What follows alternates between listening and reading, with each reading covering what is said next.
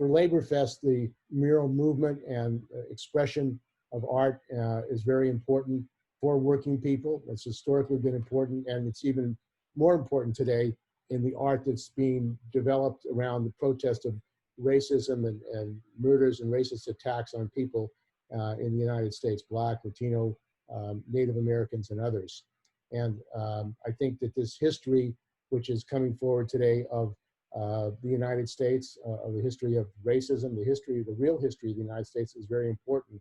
So I would say that we're in a period when the debate and discussion about history is critical, and we welcome that debate and discussion as part of learning about our own history and fighting to make a world that really tells the truth about our history.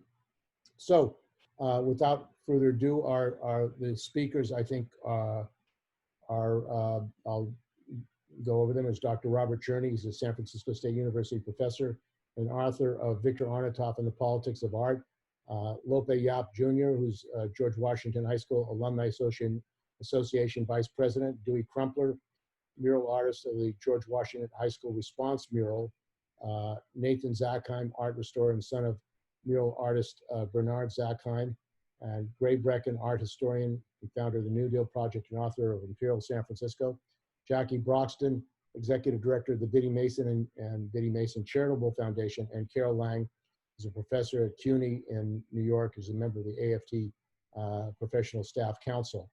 And our first speaker beginning this panel is Dr. Robert Cherny, and he is a foremost historian at this point on Victor Arnautoff, and has had presentations about Victor Arnautoff's life. And as a result of really the effort to remove the mural, Victor Arnautoff has become one of the most well-known muralists in the world. So there's a positive in the struggle. So we'll welcome Dr. Robert Cherny. That, as Steve said, in the past few years, Victor Arnautoff has become one of the best known New Deal muralists probably in the world. He's gotten a lot of attention outside the US in the press and elsewhere. But most of that attention has been on his public murals during the 1930s. And for today, Steve suggested that I tell you about some of Arnautoff's later experiences in the 1940s and 50s with the FBI, with HUAC, with Stanford, and some of the art that he was producing then. Let's go to the next slide, Steve. A little background. Arnautoff was born in Russia. He served as a cavalry officer in World War I, and then in a White Army during the Russian Civil War.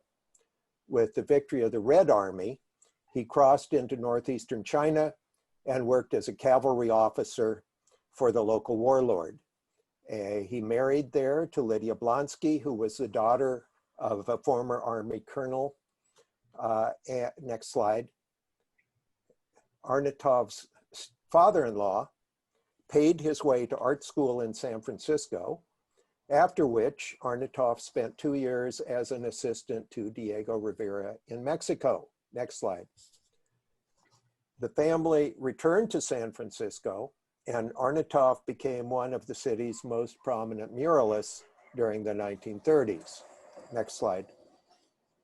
He later said that the 1934 longshore and maritime and general strikes caused his politics to move to the left. And you can see that influence in these prints that he made about the 1934 strikes. Next slide. In 1938, he joined the Stanford art faculty and also secretly joined the Communist Party, marking a 180-degree shift in his political views since his service in the White Army during the Russian Civil War. Next slide.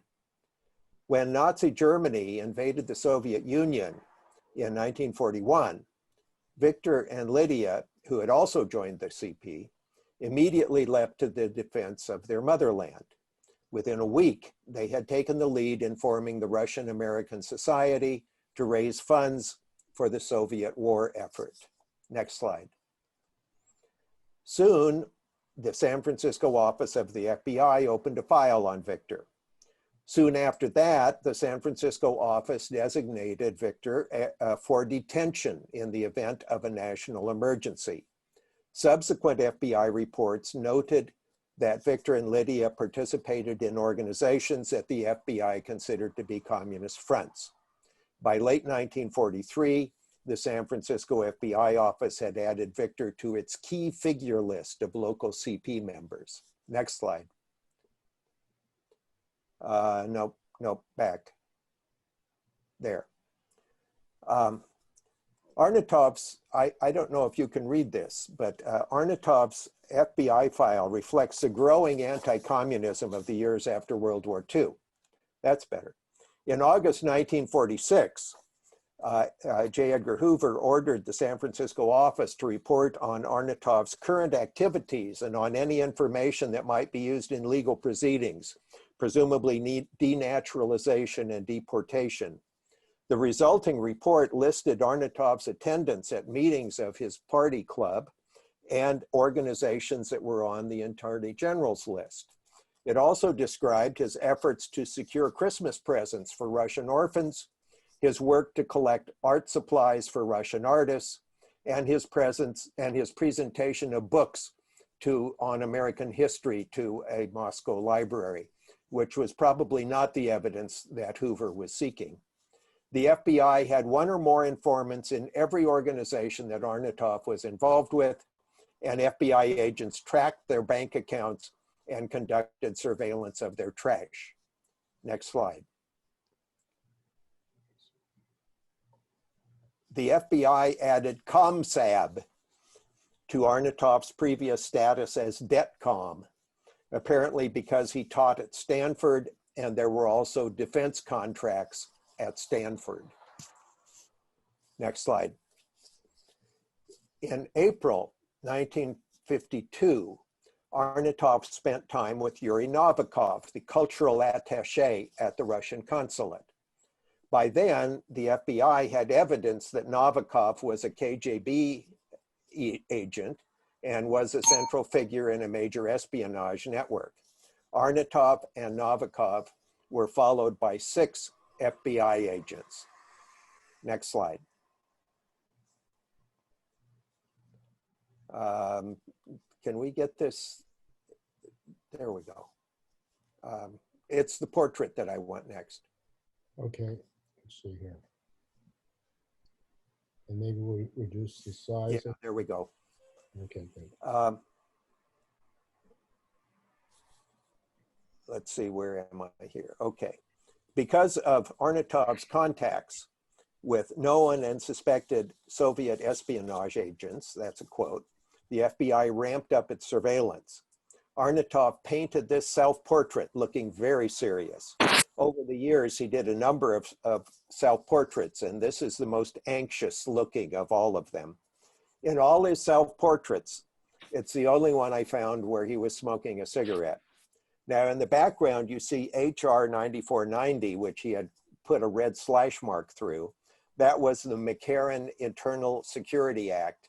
And you see it's all shrouded in a dark brown wrapping of unknown, so that it's actually quite unknown what its effects would be. Next slide. In the early 1950s, Arnautoff continued to produce art with a political message for racial equality, against the atmospheric testing of nuclear weapons, and for peace. His portrait of Harriet Tubman received wide exposure on the left. Next slide. All of Arnautoff's departmental colleagues at Stanford vouched for his loyalty. His department chair, Edward Farmer, described Edward and Lydia as liberals who advocate racial equality, the rights of labor unions, and peaceful coexistence with the Soviet Union. He said they in no matter would constitute a threat to the country's security. The FBI also got a list of military research projects at Stanford, and it may surprise you to know that none of them were in the art department.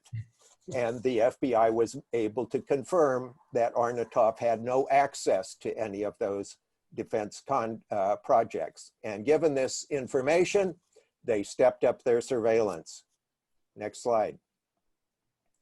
FBI agents came to the Arnautoff's home to ask about his contacts with Novikov. Arnautoff agreed to be interviewed only if his attorney could be present. Subsequent FBI reports routinely described Arnautoff as refusing to be interviewed. Next slide. Anti-communist activities by the federal and state governments, along with widespread anti-communist agitation by organizations such as the American Legion, took a major toll on party membership and on left organizations more generally.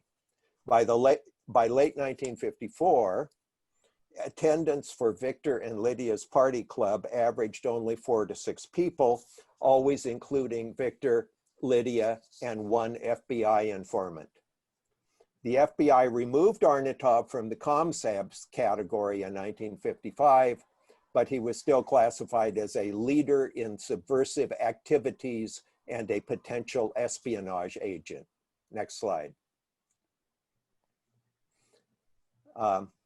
During the early 1950s, Arnautoff was making political cartoons.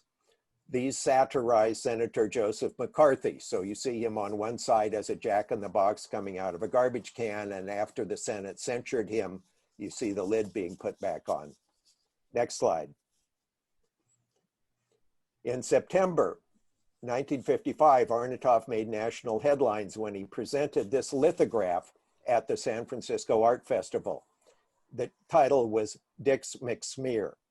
And as you see, it was a Nixon-like figure wearing a Halloween mask, carrying in one hand a red-daubed paintbrush and a paint bucket labeled smear, and in the other hand, a pumpkin. Harold Zellerbach, the president of the Art Commission, threatened to close the exhibition if the lithograph were not removed. Not wishing to deny his fellow artists the opportunity to display their work, Arnautoff removed it. Okay, hold that one now. The San Francisco Chronicle reported that Zellerbach took that action following a call that purported to be from the FBI. Arnautoff's FBI file confirms that the FBI attended the art festival and observed his art lithograph.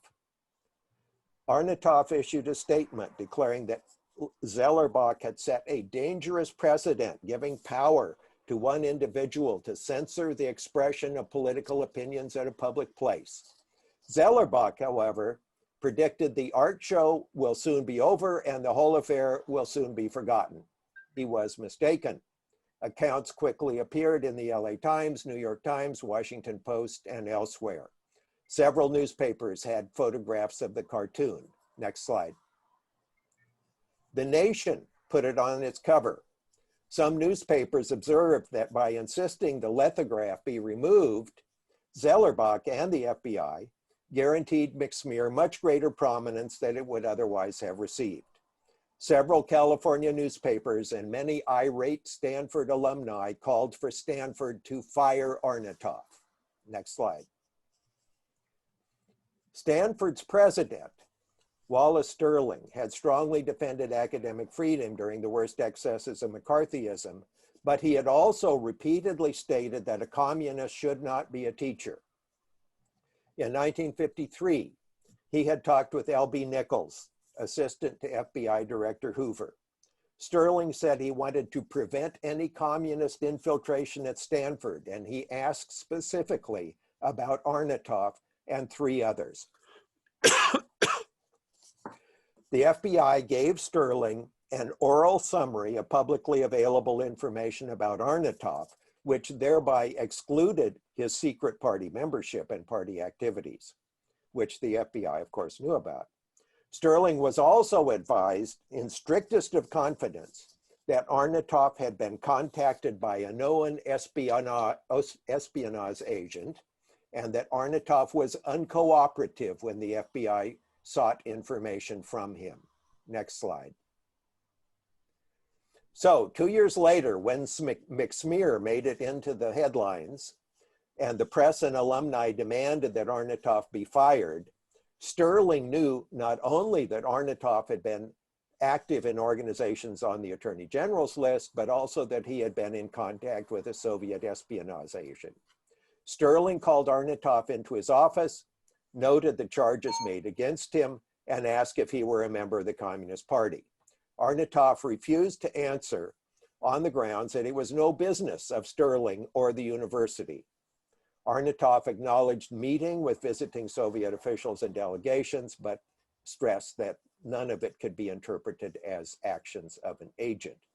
Sterling referred it to the advisory board, a faculty committee to advise the president on personnel matters. Arnautoff there again declined to answer whether he was a member of the party. He explained, quote, "To question my political thinking is to exert pressure and intimidation on my freedom of thought and expression. To answer this type of question on my part means not only to surrender my freedom, but also to abandon the defense of the freedom of others." The board recommended no action. Next slide. Sterling then spoke with an FBI agent who summarized their conversation this way, and you'll notice that informant T3 is Dr. Wallace Sterling. Sterling spoke with an FBI agent. The FBI agent said, "Those who have studied the case of Victor Arnautoff are satisfied in their own minds that Arnautoff is a communist, but they have no proof." The FBI, of course, had denied Sterling its proof that he was a party member. The summary continued. Sterling said he had no complaints on Arnautoff's work at the university from either a technical standpoint or that he was in any way attempting to inject his own philosophy and propaganda into his art classes. Next slide. In 1956, Arnautoff was called before a HUAC subcommittee in San Francisco. Asked if he were an FBI member, he cited the Fifth Amendment and declined to answer. He gave the same reply to most other questions. He acknowledged that he had created the McSmear cartoon, and he was then asked, "Did you paint this picture smearing the vice president under direction of the Communist Party?" Arnautoff declined to answer. One committee member proclaimed, "It is obvious that the Communist Party had a hand in addition to your communist hand in the preparation of that cartoon." Next slide. Arnautoff then drew this cartoon of a HUAC hearing. Next slide. Once again, the press contributed to a furor among Stanford. We missed a photograph in there, but that's okay. No,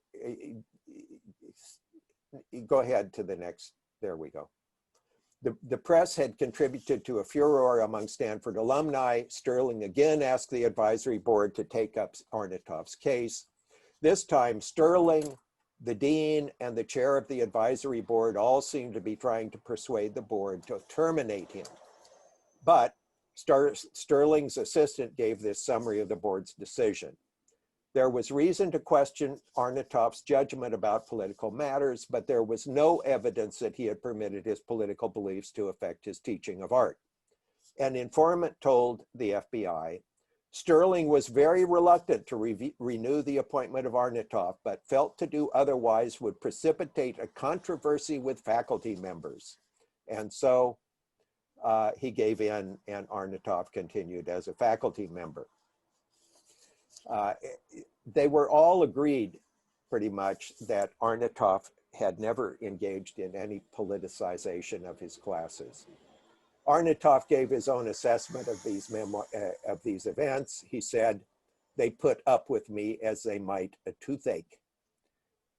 Nonetheless, all of this really had alienated him, and as he put it in his memoirs, he felt he was an unwanted guest in America.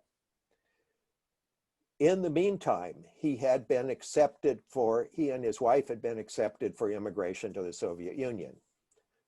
And after he retired from Stanford, his wife was killed in an automobile accident, and Arnautoff did migrate to the Soviet Union, where he resumed making large public murals. He died in his dacha outside Leningrad in 1979. And if you want to know more, it's all in the book. Thanks. So our next speaker is Lope Yop Jr., and he is the vice president of the George Washington High School Alumni Association, and has been first involved in the defense of the murals at George Washington High, and has also taken up the defense of the Bernard Zakheim murals. So welcome, Lope. Good afternoon, everyone. For those who don't know me, I'm a native of San Francisco, graduated from George Washington High School in 1970. I've been a board member of the Alumni Association for about 15 years and vice president for the last, I believe, 4 or 5. And for the last 2+ years, I've been immersed in and involved in many things, including my profession is a professional filmmaker, national commercials, feature films, television, movies, things like that. In addition, I have social and economic projects, or trying to get them off the ground domestically and in foreign countries. And also, as I mentioned, on top of all that, I have been working almost full time on the murals at George Washington High School, the current revisiting of the changes of names of the schools in San Francisco. And as of June of this year, I'm assisting the Zakheim family, along with the president of the Alumni Association, John Rothman, and a few others. And we felt, when we heard about this in the spring, and a dear friend of ours, if you know him, is my friend Richard Rothman, another alum from George Washington. And when he brought this up to me and told me just recently, the last year or so, what UCSF was planning to do, I was apoplectic. I already was busy dealing with the murals at Washington and the ongoing name change. But when I heard this about the Zakheim murals, I immediately said to those around me that we need to jump in and help, particularly after the Zakheim family received a letter in June from the UCSF giving them 90-day notice to come up with a plan to remove, replace, whatever they like to do with the Zakheim murals, because in their esteem position, they didn't want to spend any public money to protect priceless art at UCSF. That just threw me for a curve. I just was so upset about this. And as we continue with this, and we can talk about this a little later, I started to notice with my Native American peers who are also trying to defend the murals at George Washington High School, that what I wanted to express to everybody here today is the 3 things I just mentioned are important, but beneath all of this seems to be an underlying current throughout the country of, again, it doesn't matter who's responsible and why, but there is a pattern, a national pattern going on of removing removing or whitewashing history or art. And I interchange those because I consider them different mediums. But the idea of whitewashing priceless art or erasing history, or, I don't know, not putting history, contextualizing it, putting it in perspective, and the era of its time, the people involved in those questionable history. The one thing I also notice is that those who want to change things, particularly regarding history, don't use whatever is currently being taught or seen as a teaching moment. And I give this, I would say in late May, early June, I heard that Dr. David Pilgrim, the curator of the Jim Crow Museum, was on the news, and I heard this second, so I'm paraphrasing. He mentioned that history, whether it's good or bad, is better than no history. And that if you have no history, the big question is, so what are you guys talking about? At least if you had bad history, you could use it as, oh, the people who have bad history, they're just trying to, create a different agenda. Use it as a teaching moment. This I find everywhere that I've been working for the last 2 years as not putting in perspective or contextualizing what we're observing or seeing or reading, but rather to just justify certain things that accommodate your bias, your ignorance, or your agenda.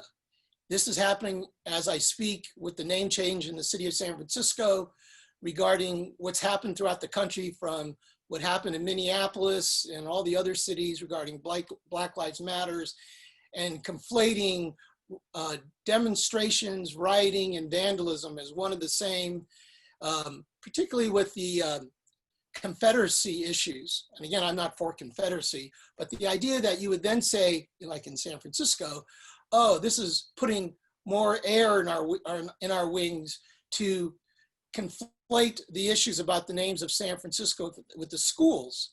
And now they're talking about, as I speak, somewhere between 40 and 50 names of schools they want to change. And it's really questionable. And I see this all as one and the same in the big picture. And for those who have been following real briefly, the murals at George Washington, I can tell you that because of the COVID experience that we're confronted with, our court date has been postponed till probably the end of October, early December, somewhere in between that time frame, to be in court. And we're in a very favorable position for our sequel lawsuit against the San Francisco School District. And at the same time, as you know, there's a November election, both nationally and locally. And I'm thinking that part of the reason why they— I'm on a conference call. Hello? Can you hear me? I'm sorry. Okay. Anyway, the name change and the conclusion of the advisory committee to recommend the name change is going to be between now and December, when they submit these names to be changed to the school board, which will make its final determination to accept part or all of the list. This Tuesday, there's a Zoom UCSF MOU meeting regarding the Zakheim murals, and I'm hopeful many people will chime in. If you didn't know, about a week ago, former Mayor Art Agnos wrote an incredible letter about his involvement with the Zakheim murals for the last umpteen years, and also on a bigger picture is criticizing UCSF's position in the way they're handling it and what they have or haven't done in the last 15, 20 years. So that's the latest. Hopefully, if you have questions, I'll be more than happy to answer them. And thank you for listening. I appreciate everyone's interest and support. Thank you, Lope. Yep. So our next presenter is going to be Dewey Crumpler, and he spoke a few days ago. He can't be with us in person, but he is here. I think that we're in a very difficult moment. We're in a century from the previous one.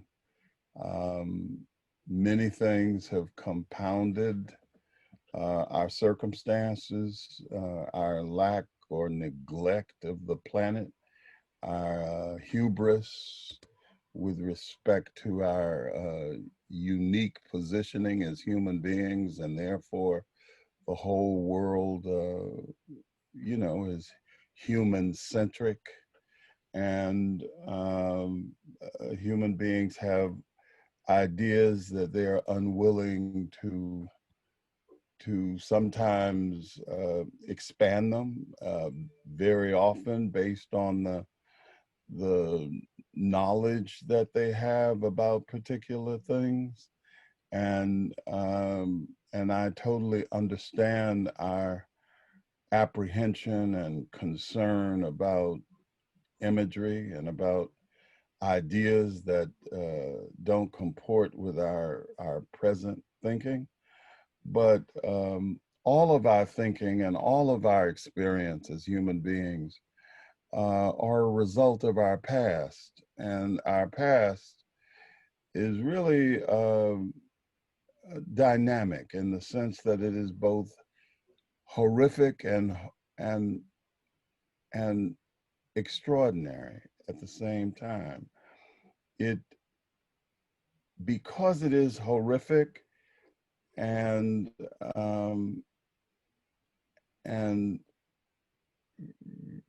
that dominates our responses very often, but the extraordinary aspect of our existence, our will to change, our unaccepting of certain pasts, is also a very important aspect of human capacity. But it seems to me that you can't get to the extraordinary by destroying parts of the past that become, as a result of your new information,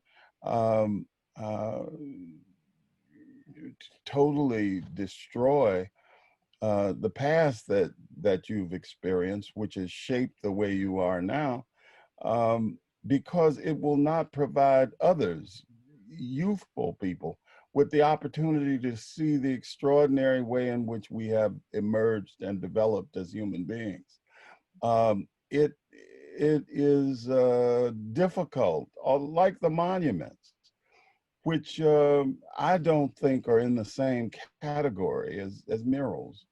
I think the monuments that are most problematic in the present are monuments that celebrate a particular hatred and are designed to reinforce that hatred, designed to reinforce the very crippling of the imagination of the centuries in which they refer. So those monuments are meant to reinforce the lowest common denominator, and so I do not see them as images that really are designed to probe the complications of human beings. I mean, art, by its very substance, is an expression of ideas that are meant to transform, to engage, to help punctuate a particular period.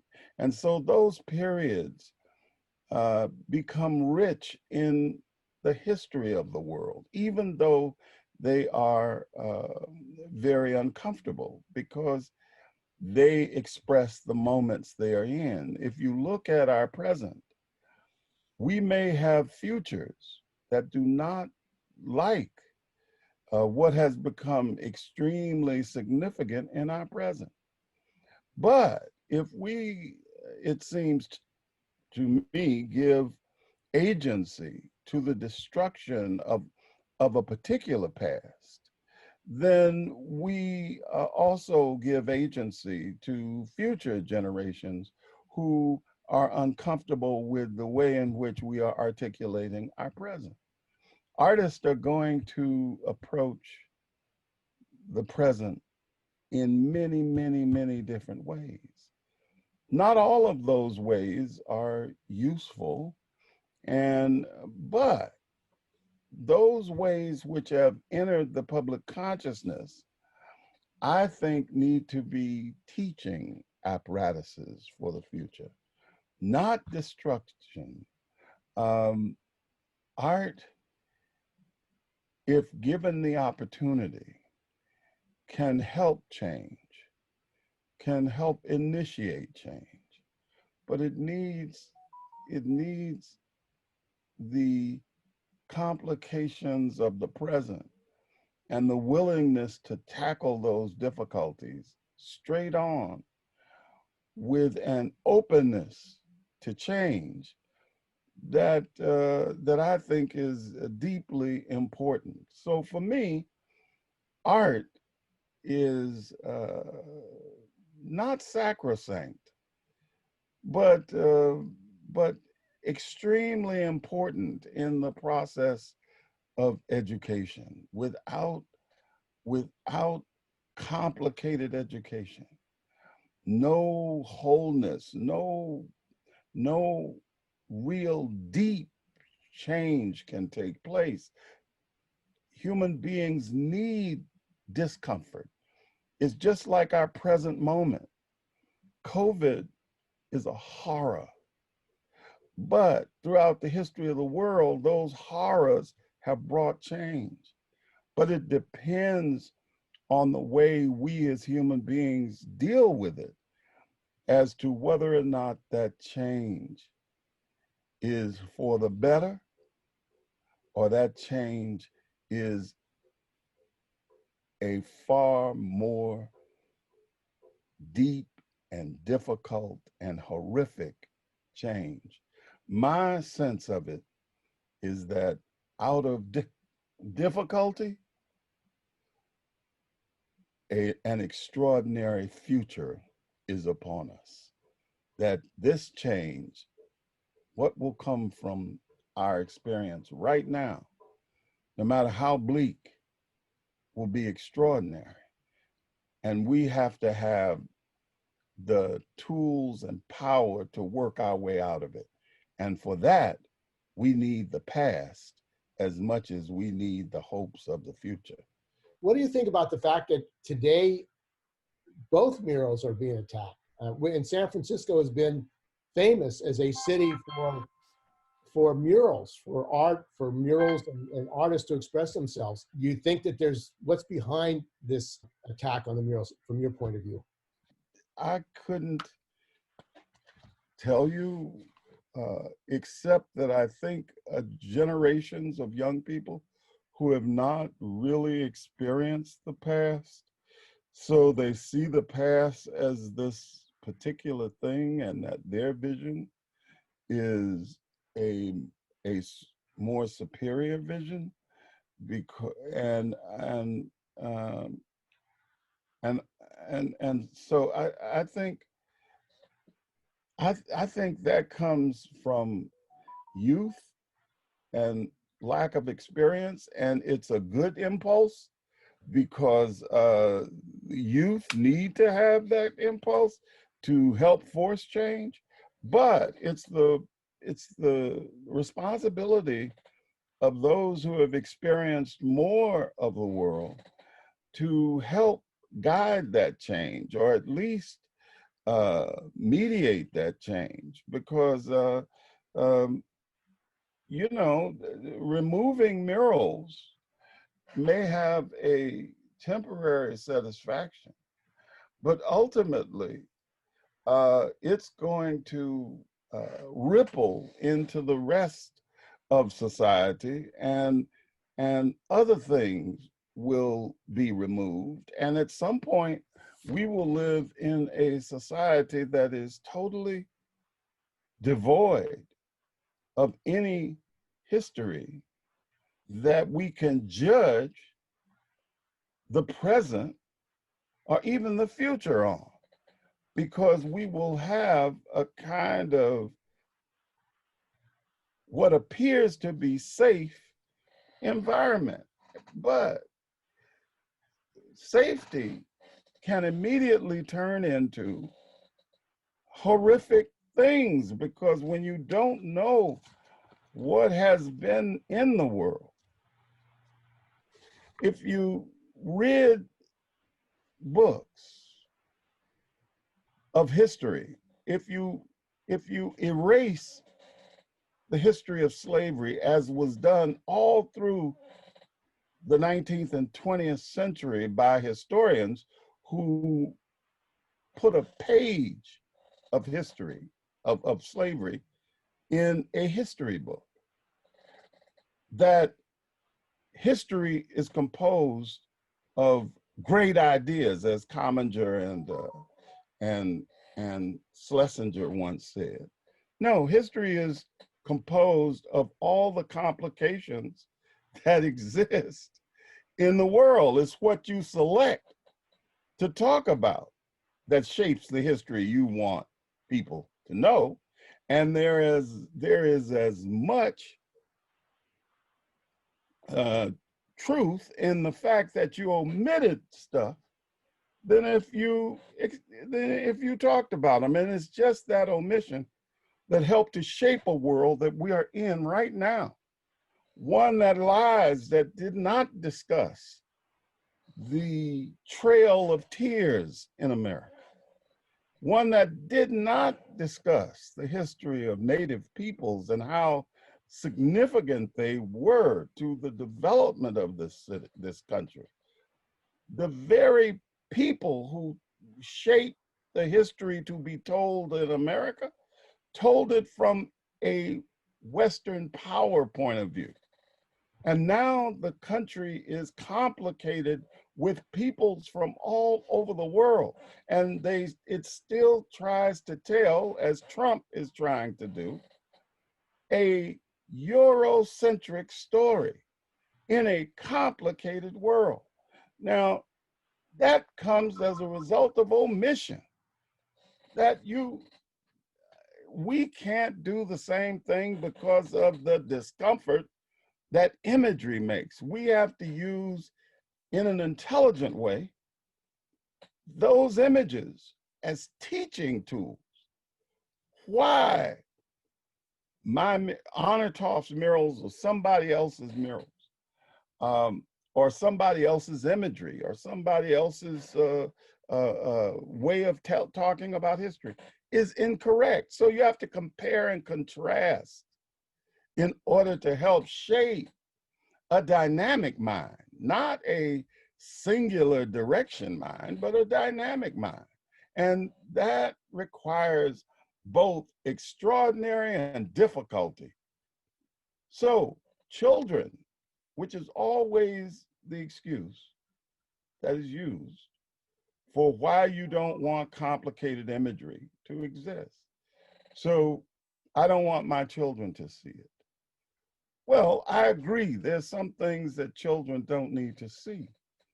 But if you are with an adult or a young adult or a teenager, you need complication in your world. Any child that does not understand the gravity of our present, because you are trying not to let them know we are in an epidemic, a pandemic, and to shelter them, you expose them in that sheltering to gaining disease that can kill you or kill someone else in your family, because you're trying to cover them from knowing that there are at this moment over 200,000 people dead because we have a president that does not want the people to understand or know the full gravity of this horror that is upon us. Well, the destruction of information, the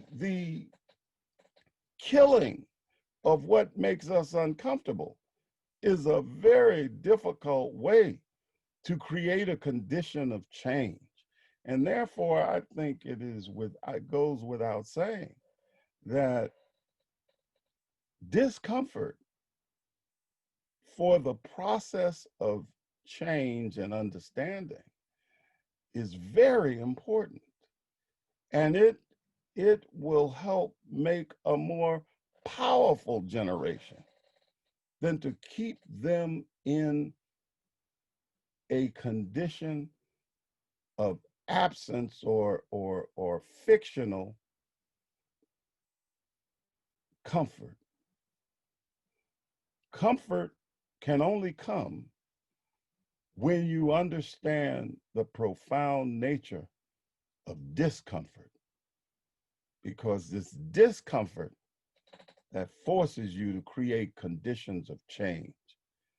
And in order to do that, you have to understand the full complexity of that previous circumstance, or you will certainly not root out in the new iteration those problems that your lack of knowledge will help you trip back up into.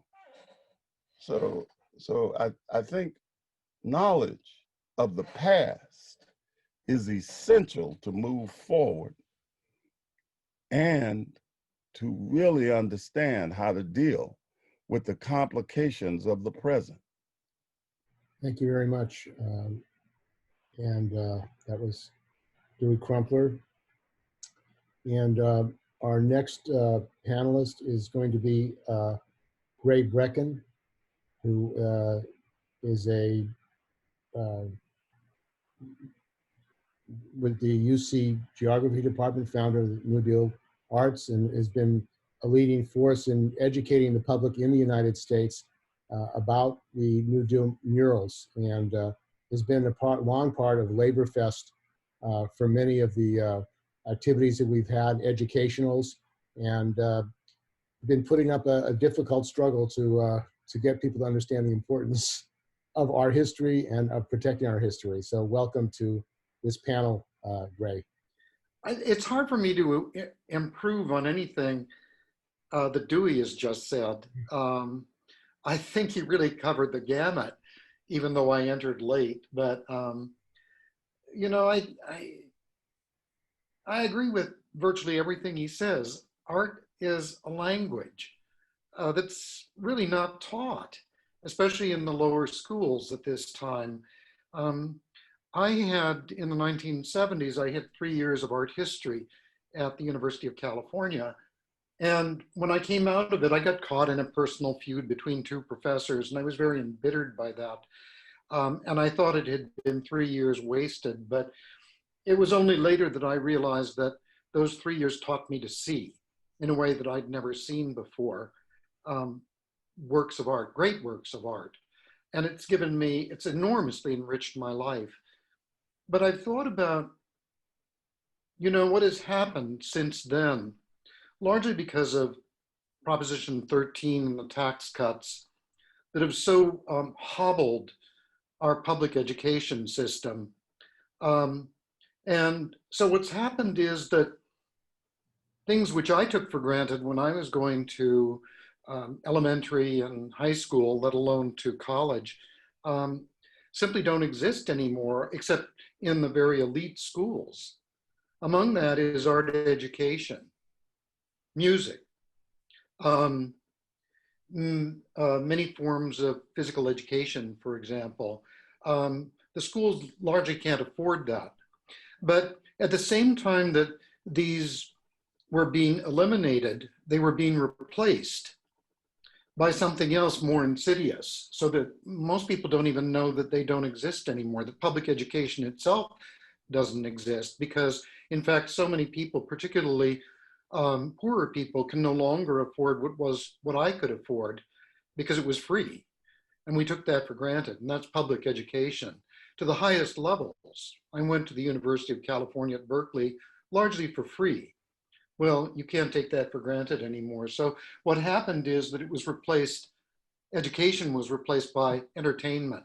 And what entertainment does is to simplify things enormously. As Dewey said, it gives you a very sort of infantile view of what actually happened in the past.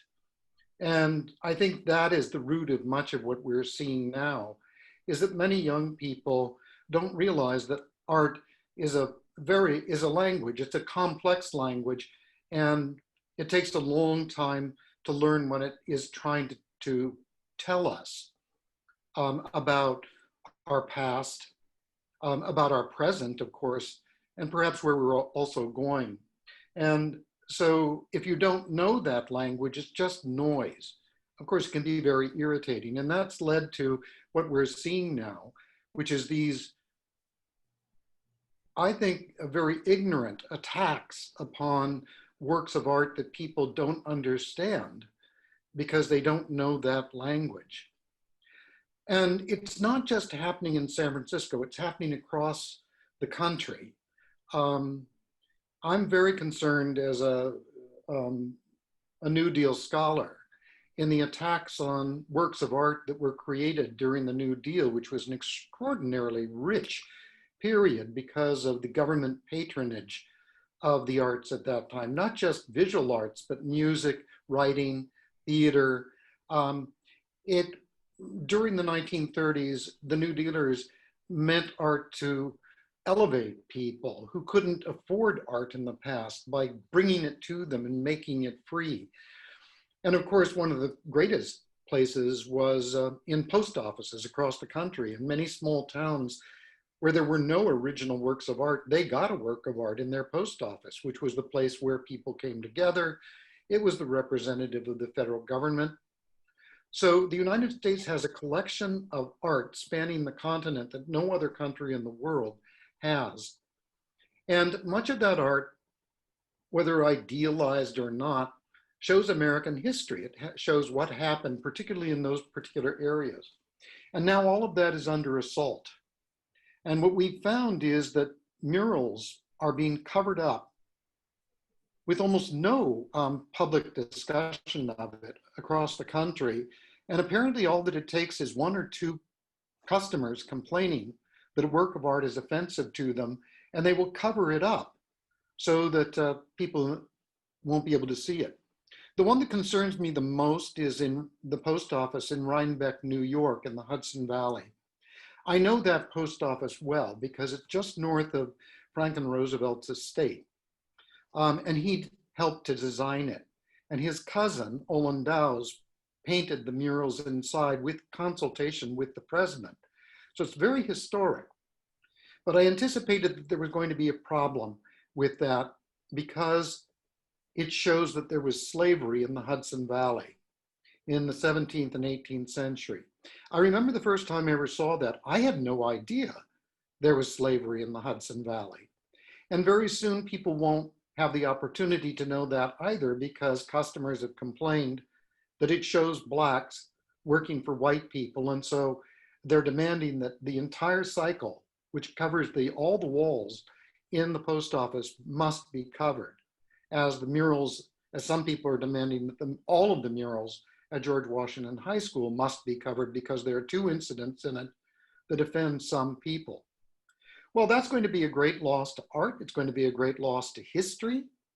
And it's happening all across the country. What's fair game now apparently is any work of art that shows Black people working in the cotton industry, whether in the mills, in the fields, whatever. That will erase the fact, not just of slavery, because a lot of these murals show Black people working in the 1930s, as they did in the cotton industry, which was the basis of the Southern economy, but that will be erased. And also, of course, anything that shows anything which anybody can decide is demeaning to Native Americans or that shows violence perpetrated on American Indians, and that can be, it goes two ways. And that will hide the fact that the process of settlement in the United States was an extraordinarily violent process, which meant the genocide of one people for the benefit of another. So what that leaves us with is a sanitized Walt Disney view of history, which I find really kind of repellent because it's not the way that it actually happened. Now, my late friend, David Lowenthal, who is a great geographer, wrote a wonderful book called The Presence of the Past Revisited, which I've just been rereading. And he talks about how memory is used, how we use it, how we abuse it as well too. And he has some very cogent observations about what he calls presentism. And that is that we, at any particular time, believe that we've reached the truth. And therefore we can judge the past, forgetting that, as Dewey said, we will ourselves be judged by our descendants in the future. So that brought to mind visits that I've made to cathedrals in England and elsewhere, where I was shocked to see the destruction of art by the Protestants during the Reformation, because those people too believed that they had reached the truth. They knew what was the truth, and it wasn't the Catholic Church, the Roman Catholic Church. So they felt free to go into these magnificent buildings and destroy the art that was in them. We now find that abhorrent that they would have done that, but of course they didn't at the time. I see what's going on now is somewhat similar to that. There are certain people who feel that we have arrived at the truth. Well, I'm going to give you an example of how our descendants are going to judge us. We know now that we have climate change, that it's irreversible.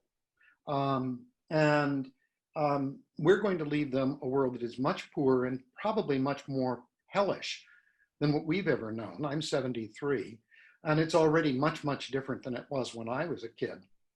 I think that our descendants, if there are to be any, are going to hate us for driving cars, for flying planes, for using fossil fuels of any kind. They'll probably hate us also because our attitudes towards animals are evolving, for eating animals. I'm sure that, well, I'm almost sure that they will in fact detest us for doing that, because of course it's also very ecologically destructive to have grazing animals. But there are a number of ways in which I think that our descendants will in fact look very unkindly on us. Greta Thunberg already does, as a matter of fact. She's, I think, a voice not just of young people, but a voice from the future, judging what my generation has done and what it is going to leave them. And so I think we have to be very, very wary of these, what David Lowenthal called presentism, of the audacity to think that we know what is right.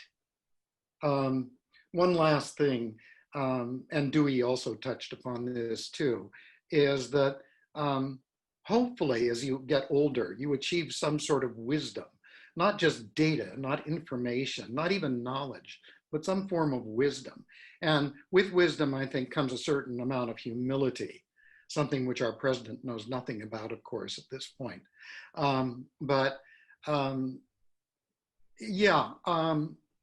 We don't know the truth. We labor for it, we try for it, you know, but I think it's audacious to think that in fact we have arrived at any ultimate truth, like the Protestants during the Reformation felt, and so many other people, the Cultural Revolution, for example, Pol Pot, the ISIS, you know, the Taliban, whatever, any of these people who believe that it is their right to destroy great works of art because they have arrived at some truth, when in fact they will themselves, of course, be judged, not just in the future, but be judged right now as well, as they should be judged in the International Criminal Court for these horrible acts of iconoclasm that they have committed, not just the blowing up of the great statues at Bamiyan, but the destruction of entire cities like Persepolis, for example. And so that's my take on it, Steve. I feel that after listening to some of what Dewey had to say, I'm simply gilding the lily. But thank you for having me. Okay, thank you, Gray, for joining us. Sure. I appreciate that. And so our next speaker is going to be Nathan Zakheim, who is the son of Bernard Zakheim, the muralist who did the murals at the UCSF Toland Hall, and is joined along with many others to make sure that these murals are defended. Okay, I want to thank you all. I was deeply impressed by every speaker on the subject of not agreeing with the past, but preserving the past so that you can intelligently deal with it into the present and the future. Totally wonderful. I mean, it's total, and I was an early supporter of the George Washington murals. My father brought Victor Arnautoff from Mexico, where they were both living with the Rivera. When my dad became sort of the organizer of the Quaid Tower, he wanted Arnautoff involved, and the rest is, shall we say, history. But what I would like to say is, in the George Washington murals, the first thing that struck me is destroy, replace, cover, wallpaper? Why not put in a learning center, a place where you can go and learn George Washington's actual history? Why change the name of a school? Learn who George Washington was, a great person and a person who was a victim of the feelings of his time. So I thought, so I am right now, I'd like to announce that for the Zakheim frescoes, I want to announce my view, which is to project into the future that murals are not just pictures on a wall to be preserved, which of course they are, but that they are a source of historical study through the medium, almost mystical medium that artists have to see things differently than a guy that just reads the San Francisco Chronicle every day and doesn't know what to think of any of it. So with the Zakheim frescoes, what I want to do is, in the event that there is a new building built, which is controversial, there with the architects, Herzog de Meuron, who built the, the De Young Museum, the De Young Museum.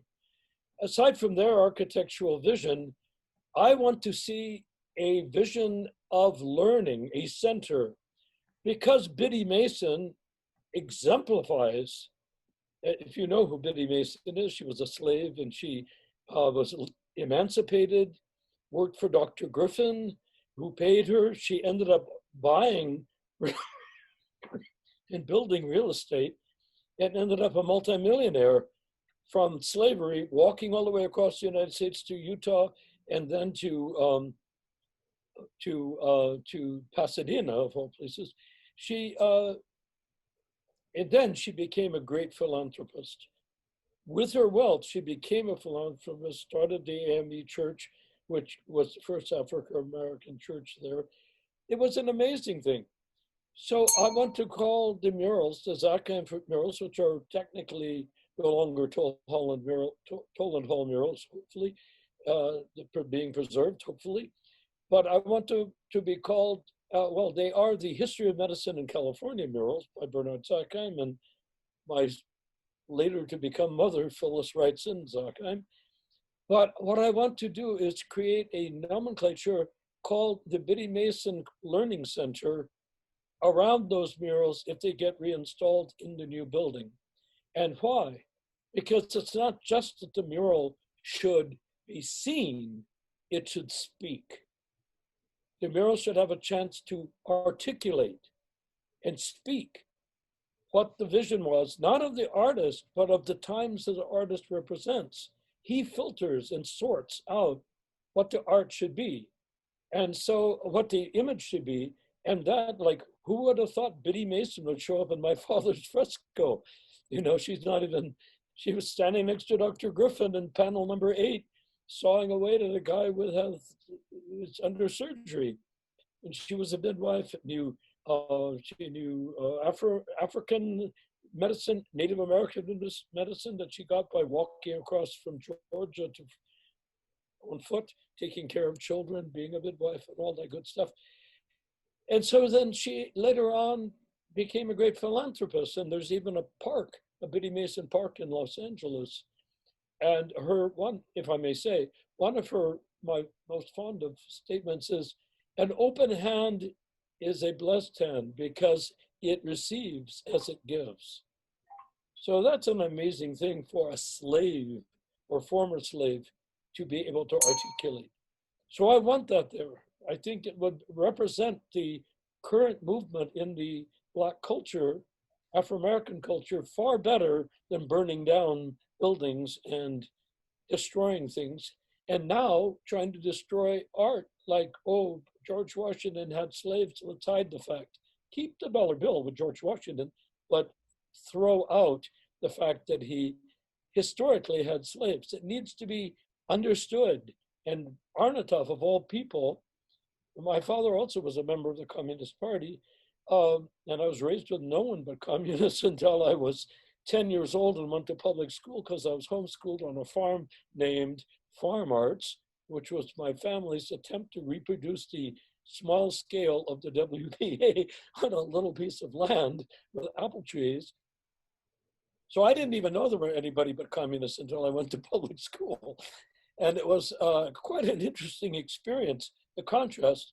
And I would like to also mention that from my upbringing with the members of the Communist Party in Sebastopol, California, Sebastopol named after the Crimean War, Sevastopol, that my family and those people with Thomas Paine, with the Constitution, with the Declaration of Independence at their forefront, were far more representative of United States patriotism than the Republicans that were still agonizing over the Second World War and the Democrats who were doing their usual thing.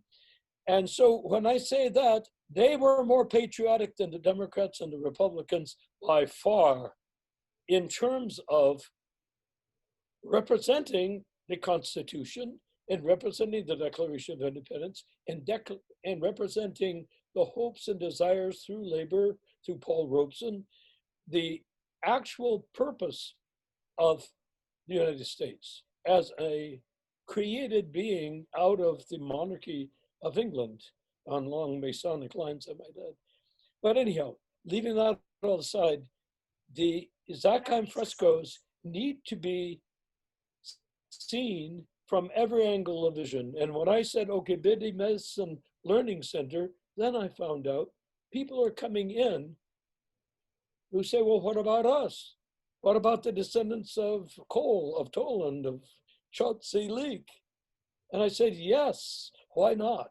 So there should be a dining center where you can, and places where you can buy books, where people can write books, where you can have children's books, coloring books, everything about these frescoes, not just historical, oh, there's a fresco and it shouldn't be destroyed, but here's a fresco teaching us today what we did not learn from it yesterday when it was imprisoned in Toland Hall. That's just one angle. Of course, they may never tear anything down, but that's not my concern. My concern is for George Washington High School. I said at that time, yes, there must be a learning center. You just go up the stairs and punch computer keyboard and see what everything is going on. But it could go further. There could be a whole center in George Washington High School to learn the message of Arnautoff, who was a very great artist and a very great human being, as well as I could say, with a hope, a touch of humility, my father Bernard Zakheim as well. But the vision of artists, and I was an art teacher, I was an art director, I taught old masters techniques, I've conserved a huge bunch of frescoes. I took down massive frescoes, 10 of them, and reinstalled them as well. So I have a link to what the artist was trying to do by painting. Orozco, Ramos Martinez, Rivera, I've worked on so many. And Peter Hurd in Houston, a gigantic fresco, which is 16 feet high, 48 feet wide, curved like a J, and transported, using my technique, transported in one piece to Artesia, New Mexico, where it was installed as the feature of the Artesia Library. So this is what can be done by keeping them in place or moving them. Arnautoff, I think, would be difficult to move. And if anyone would know how to move them, it would be me. I mean, because if they're painted directly on a masonry wall, you have to take the wall off the mural to get the mural away, or take the whole wall with you. Better to leave them there, better to keep it George Washington High School, better to educate the people, including the people that want to take them down, educate them in the true purpose that Arnautoff, who if anyone on earth at the time of those paintings, was an advocate of African American and Native American rights. Thank you. If there's anything anyone wants to ask, I'll be glad to answer, but I think I've used up my little corner of space. Okay, thank you, Nathan, for your contribution. And thank you. You're welcome. Obviously, it's very important, and it's part of this effort that we're doing in this panel to talk about the relevance of this art, and actually the attack on this art is actually, as I've said before, actually made this issue of our history even more relevant. So while we may have disagreements about what should happen to the art, actually the attack on the art has actually educated people who have no idea, and that's one of the ways we've discovered, Biddie Mason, and made, I think, her art now and her life are part of our story, which should have been part of our story, but is unknown until really this effort to destroy the art by UCSF. And our next speaker is Jackie Broxton, and she's the executive director of Biddie Mason and the Biddie Mason Charitable Foundation. Welcome, Jackie, to our event today. Thank you, Steve, for having me. I apologize for not sending you the information you requested, but I'm recovering from knee surgery, so I have good days and bad days. The Biddie Mason Charitable Foundation was created to do two things. Los Angeles County has the largest foster care population in the nation.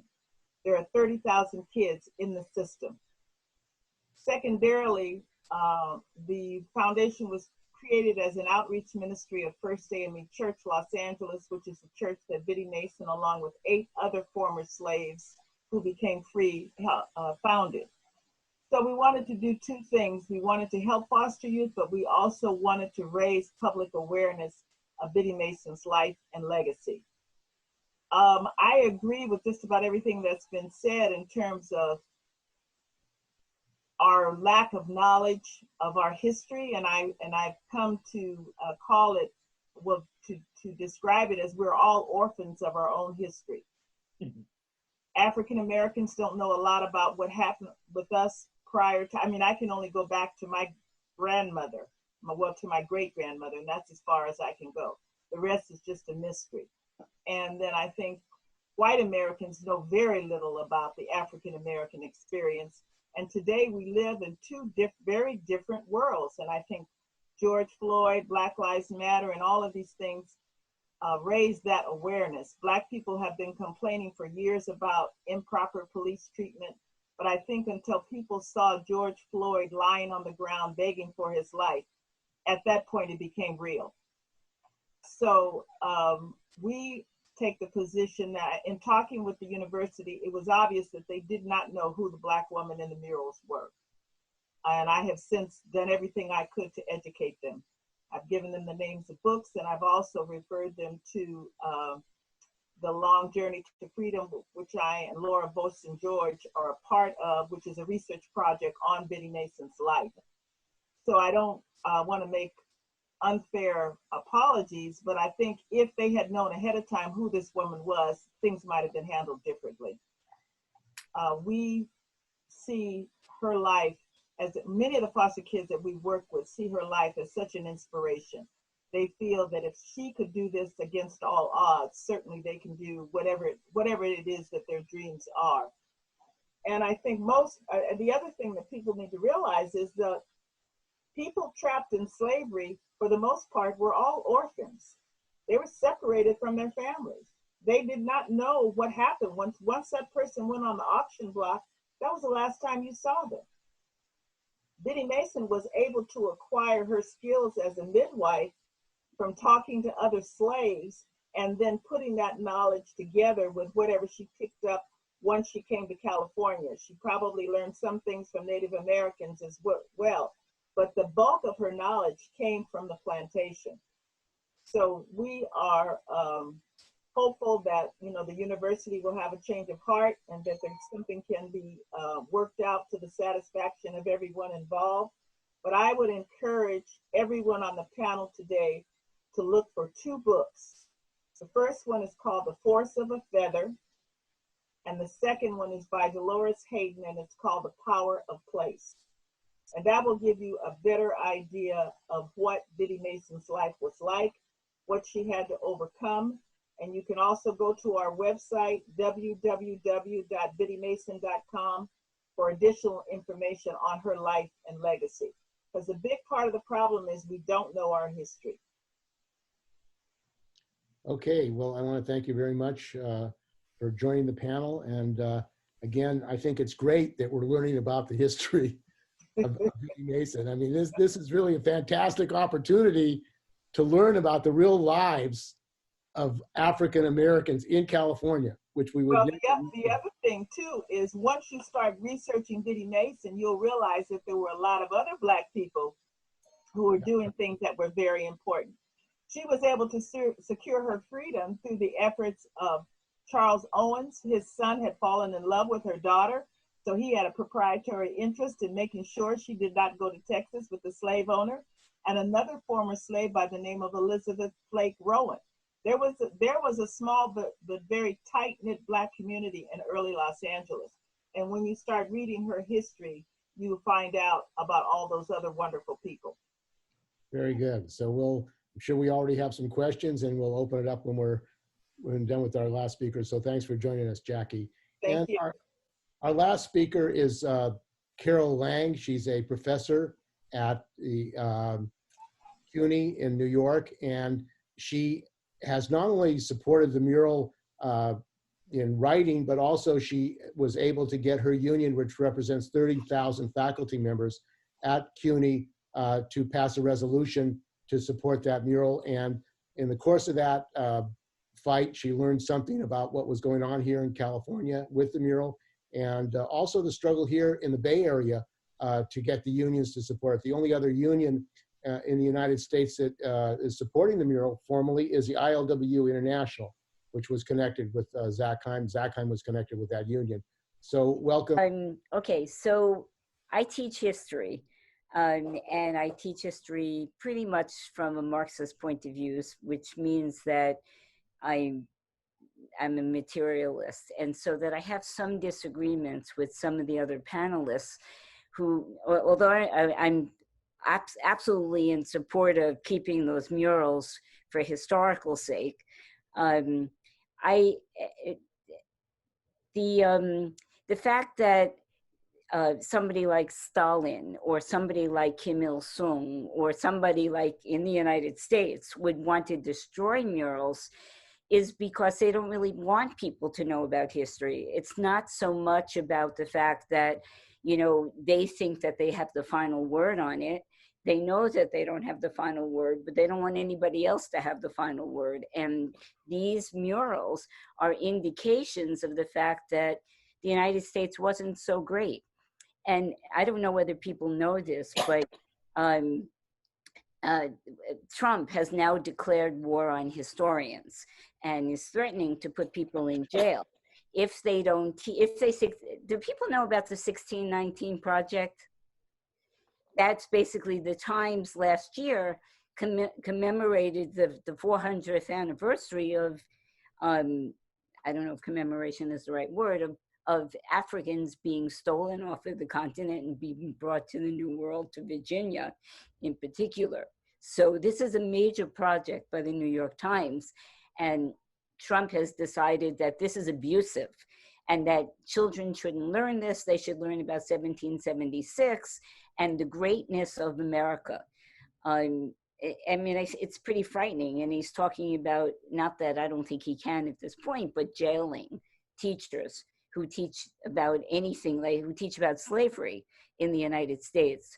So what I'm saying is getting rid of the murals is sort of a continuation of the policies on the part of the American government, especially since the 1950s, because there was a major communist movement in the 1930s up until World War II in the United States.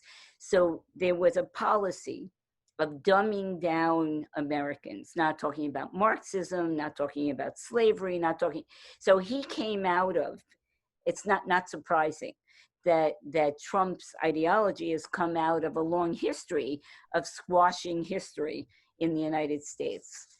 A couple of other things. The basis of the Southern economy was not just the basis of the Southern economy, it was the basis of the Northern economy and the world economy, because slavery was absolutely integral to the development of capitalism, not only in the United States, but internationally. So the economy, although people could say, oh, look at that terrible South, was completely connected to the North, to the slave trade, to the development of the cotton industry, textile, banking, you name it. And so it's a very political thing to, you know, to essentially to just push away that material argument about the basis of these murals. And unfortunately, and I'll get into it in a minute, my union didn't really want to talk about the material basis of the murals either.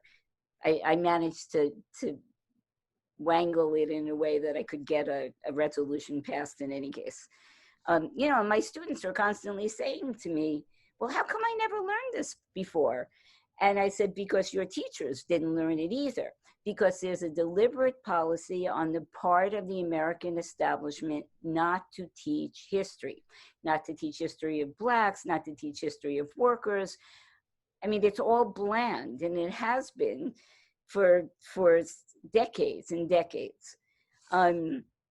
So now the deliberate policy about Trump wanting to send people to jail is sort of a culmination of all of that. Okay, so when Steve told me about the murals coming down, we all have the same thing. Like, wouldn't it be better to put, you know, historical notes up next to the mural instead of taking it down?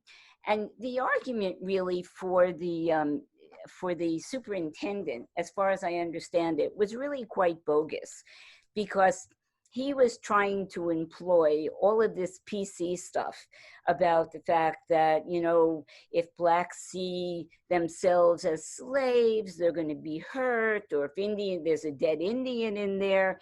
And all of that is so, I mean, I've seen like crazy people at some of the forums that Steve has organized crying and ranting, oh, you're hurting people's feelings.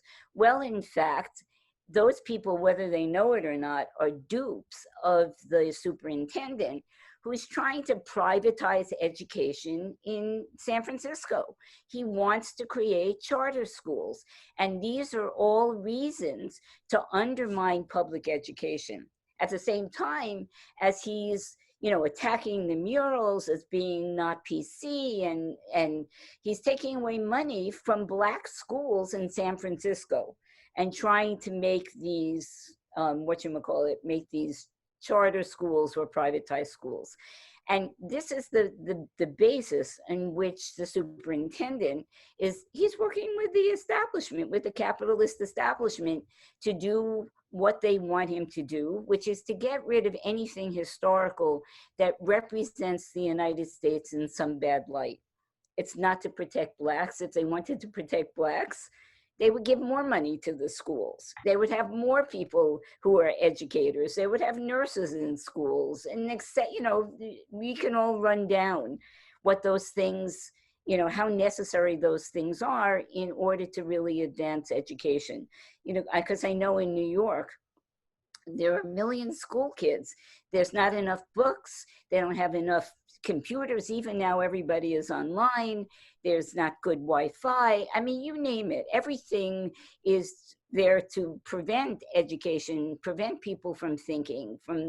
I have to tell you a very quick story that really has little to do with this, but something to do with it. When my brother was in junior high school, I was helping him write a paper on the Russian Revolution, and I'm a Trotskyist, and my belief is that Trotsky was part of and a large part of the leadership of the Russian Revolution. And so my brother and I were in the library working on this. Now he's much older. He brought in the paper, and his teacher said, didn't fail him, but reduced his grade because it was very well written, because his teacher said, no, Stalin led the revolution, and therefore you're wrong. And so he reduced his grade. I was about to go in there and have a conversation with his history teacher, but I left it alone.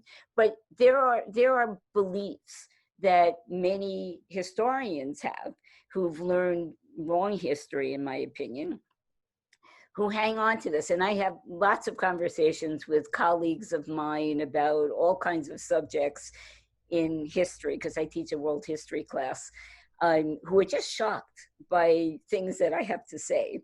But in any case, the faculty in my union, they're all liberals. They're similar to the teachers union out in San Francisco and in California. And they all believe in art, and they all believe in education and all of those things. But when I wrote that it had something to do, the superintendent had something to do with really undermining public education by using that money that was stolen from the schools where basically African-American kids attended, they really wiped that completely out of my resolution. I couldn't have it in there and have it passed. So some of the other colleagues of mine helped me rewrite this resolution so that it was okay and acceptable to the people in my union, which basically argue many of the things that people are saying now, which is, plaques should be put up, that lots of intellectuals oppose this. I mentioned actually Dewey Crumpler in it, saying that the murals should stay. They should be teaching people. Art has a purpose, not just to look good, but to educate people. And that resolution passed.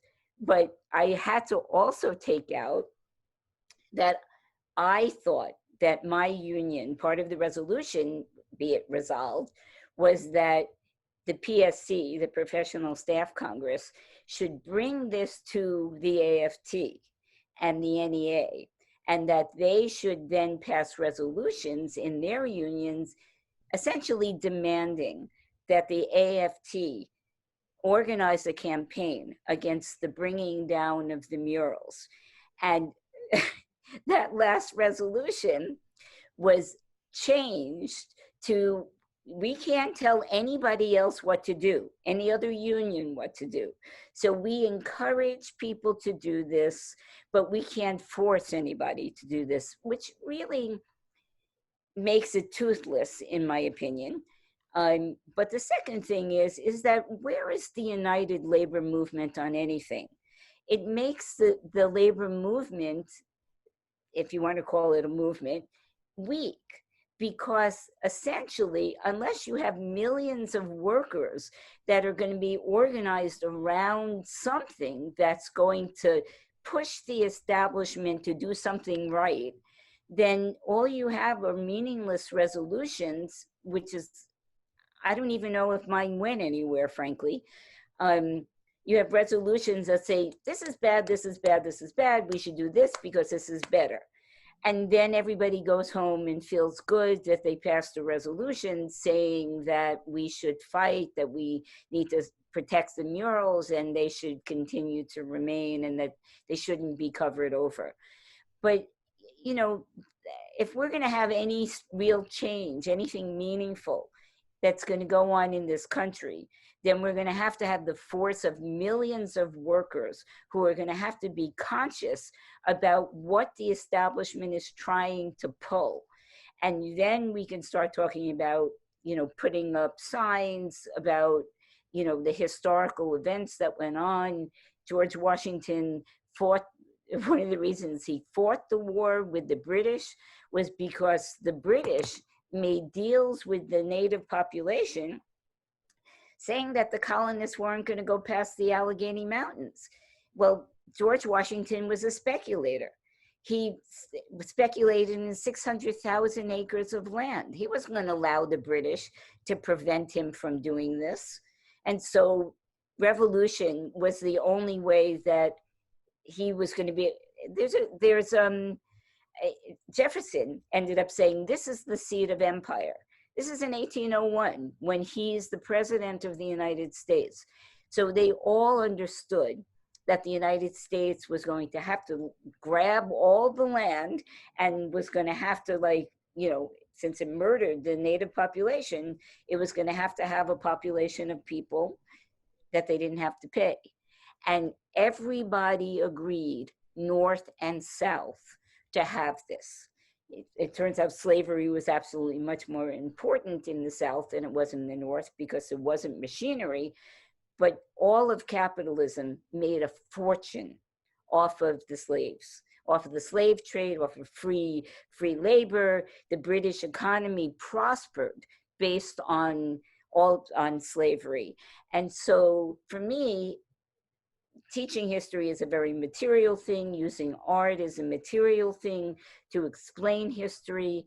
And they're not going to do it unless we have workers taking power and workers really talking about the history of the United States and what that means, because that's not going to happen if we have any expectation.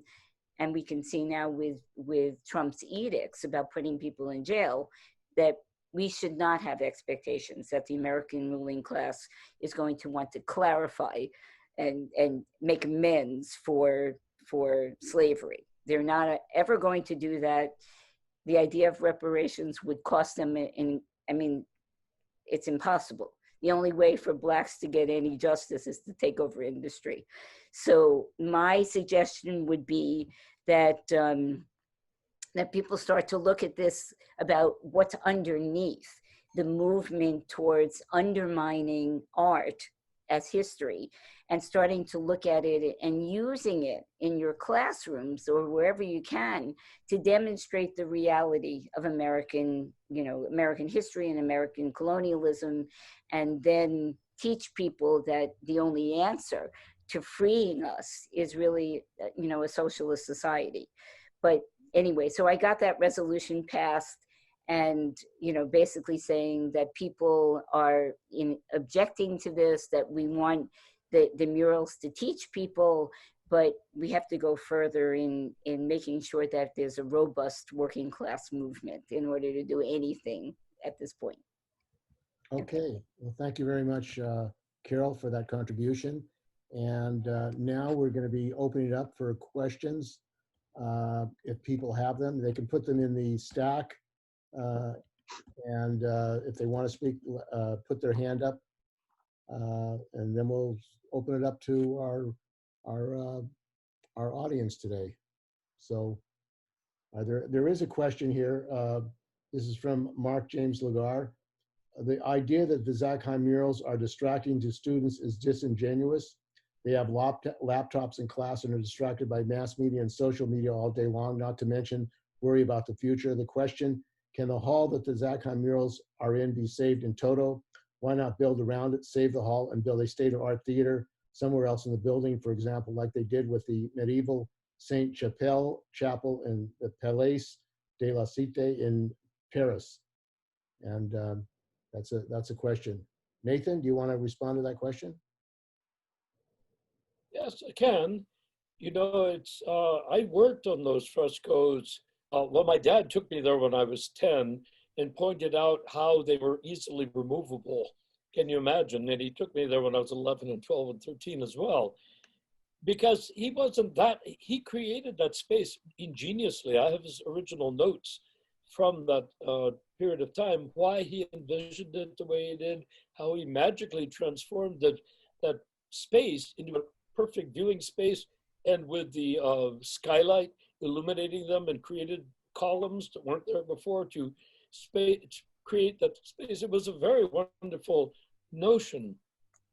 And he actually got the idea for the skylight from sitting with the Jewish Center conductor, looking out through a clerestory window into the redwoods, seeing light streaming in. He said, wow, what a way to handle this composition.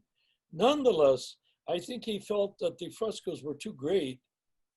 When he finished them, I mean, they were too great to be confined in a solitary confinement environment. So I was 100% in favor of keeping them there. I had been offered opportunities over, not opportunities, but requests over the decades, how to take them out, how to keep them there, how to preserve them, how to supervise while the retrofitting was going on for seismic retrofit. So I was very deeply involved with every aspect of it. The last one is Patty Mitchell, who's in charge of the present program, RFP. She asked me in 2015, she was eager for me to come in and protect the murals while they were doing a retrofit. But to answer the question, should they be there? They can be there. My personal view is, I would rather have a bigger viewing area. They will never be easy to see in that space. And I'm even thinking in terms of if they do move, which it seems they're in the process of the RFP to take them out, that to move the skylight also and replace them on portable stands wherever they want to go and have it focused on Biddie Mason, which I really, really want, and to have Biddie Mason coffee cups, Biddie Mason dolls, Biddie Mason snacks from the period of history, you know, just go through that and contribute from the others, from the other personalities that are descendants that are known in the frescoes. So I think the future would hold that, I think the future, you know, what the Cato said, the Roman historian, Carthago tecte pulve sunt, even Carthage is now covered by dust. Couldn't be destroyed. Well, it was now destroyed when he wrote. So I think the University of California Medical Center, I'm old enough to know that I'm not going to outlive anything, much in particular, but the university is going to have to tear that building down someday. And if they're going to tear it down now, then I want to jump on board to get the murals and the Biddie Mason Center as a featured part of the open floor plan. And I think I'm getting in contact with the architects from that purpose. If that doesn't happen, then I fully support them remaining in Toland Hall. But I would rather them be out where thousands of people can see them, both digitally and in person, than have them in a room where at best you can't have more than 50 or 60 people in a room. And then how are they going to see the murals and who's going to explain the murals? So it's an iffy situation. So I don't know, is there another aspect to that question that I have not addressed? I think that was it. I think you've answered it. So thank you for dealing with that question. And our next questioner is Rose Marie. Rose, you can unmute and speak or ask your question, make comments. I just wanted to know how I can find out which school board candidates are for the murals being left where they are and being shown. I can't seem to find out that information anywhere. Well, Lope, maybe you can address that question. So there's four positions open for the board. There's 2 incumbents running, and there's 8 new candidates. And I would say probably only one of the 10 that are running would be for protecting the school murals. And that's Michelle Parker. I can't officially say that, but that's what it seems based on our observations. The rest have all kind of like dodged the answer or question. The 2 incumbents have voted in 2 significant votes last year, one unanimously to whitewash or permanently remove the murals, or about 6 weeks later, 5 weeks later, because of national pressure, they returned and changed their position from what they voted on unanimously to a 4-3 vote to permanently cover the murals. And their greatest fear in doing that, when they alienated both sides, and our side's always been alienated, but when they alienated those who wanted to whitewash or permanently remove the murals, is that if you permanently cover them, you always have an opportunity in the future when a new board gets elected to uncover them. And that's something they don't want to do. Now, the interesting thing about the history of San Francisco School District is for 50 years, they have been, they praised these murals. They have promised to do things. When Carol said, why don't we have signage or something explaining the murals, or Nate's talking about a learning center. These have all been proposed. Even recently, there's a half dozen bullet points that we've publicly sent to the school board. And like all things in the last year and a half that have been sent to the school board, whether it's by public microphone at a meeting, email, letters, or influential mediators, they've been consistent in their response, and that is they've never responded to any of it. So I can give you, I could speak till next Monday and not tell you all the egregious things, whether it's the school district or even UCSF. And to just go back to what Nathan was saying, in public discovery, we find out that all the reports or lack of reports regarding their master plan to doing something, they conveniently didn't do certain things so they wouldn't be responsible. For example, right as I speak, there is no official master plan to accommodate the 2030 seismic retrofit. There's no official architect. There was no reports to decide or to inform everyone whether they could keep the murals in place for seismic retrofit issues, or to build around them, above them, or to, or even worse, here you're talking about a $2 to $4 billion project, and they don't have a long-term plan, like Nathan was saying, about where you could put these at the end. In other words, if you had to move them for construction, they didn't have a plan for perfect curating. In other words, a atmospheric environment, not just some warehouse in the middle of nowhere, let it sit for 5 years.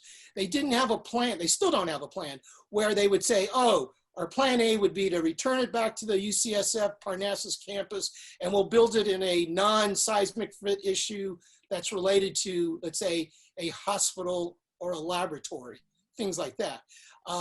Or plan B would be put it in another museum or someplace else, somewhere in California, so that public could ultimately see these daily without any restrictions.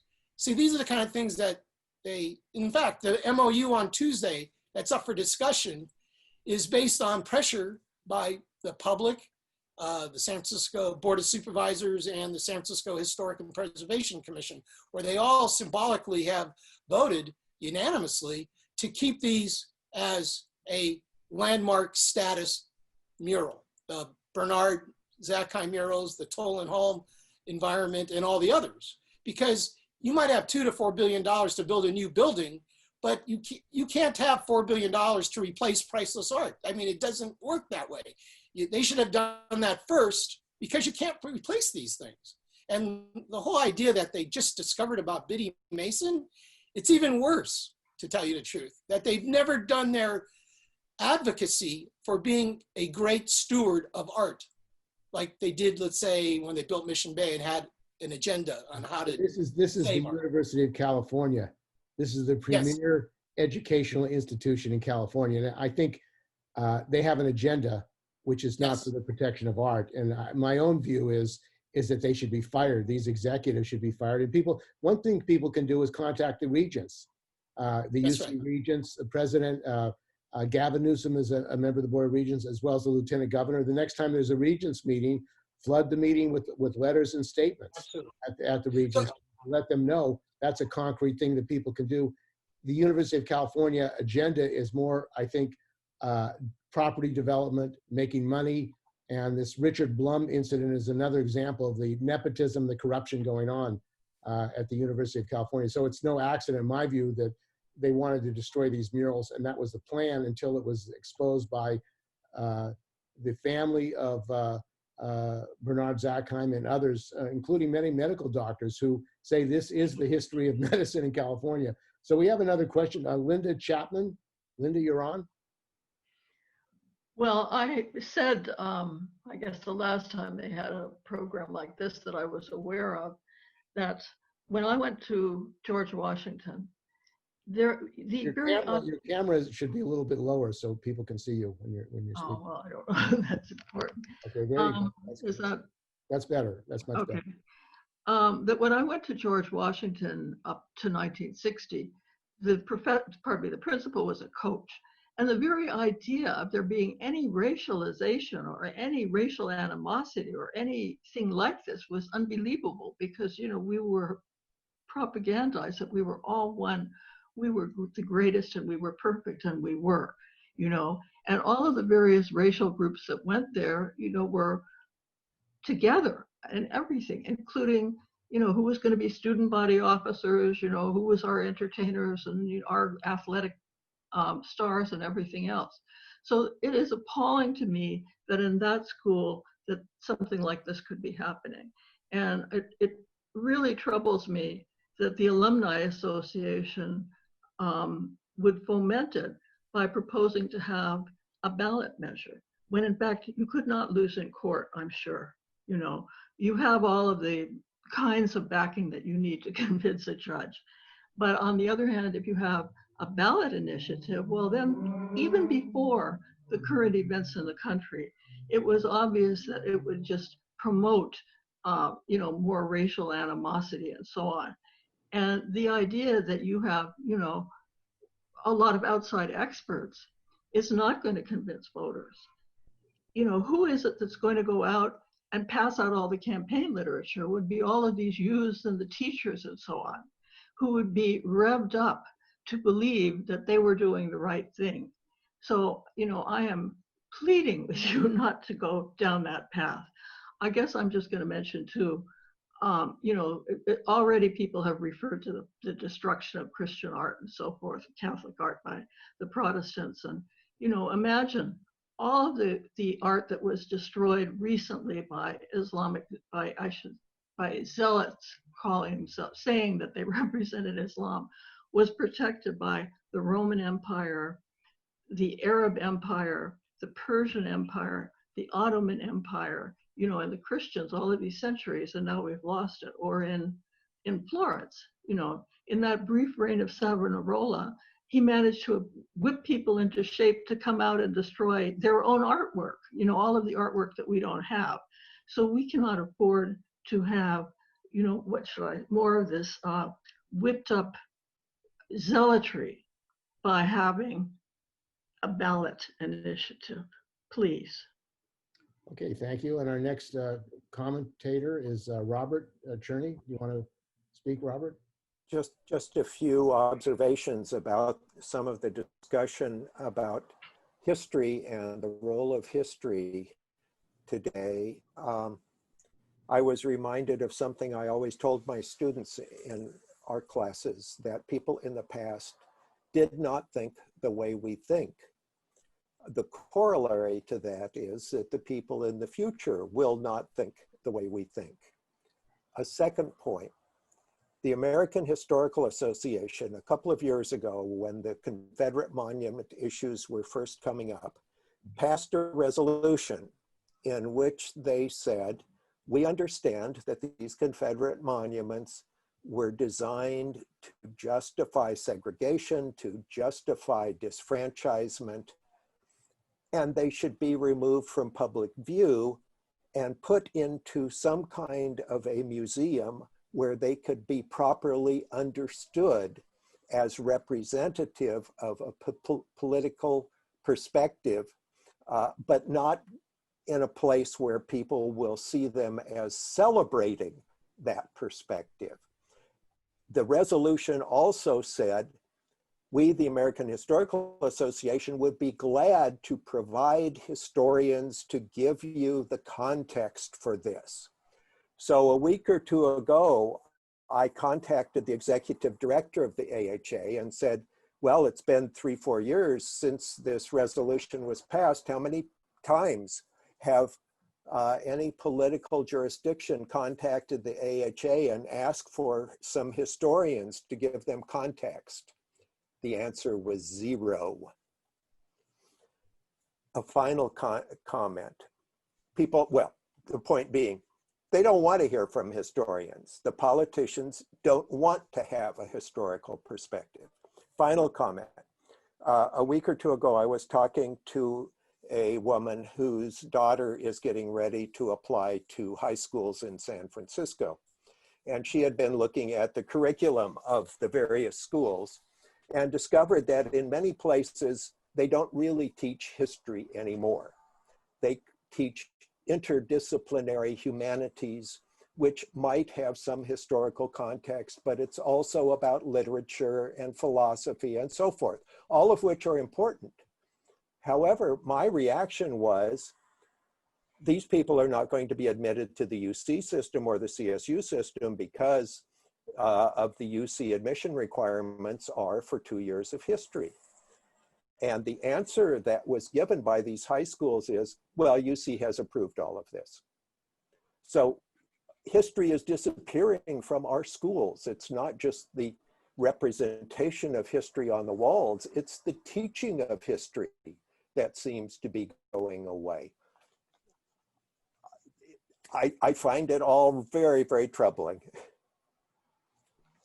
Okay, are there any other questions or comments? You can put your hand up or put on stack on the chat if you're interested in making any comments or have any questions.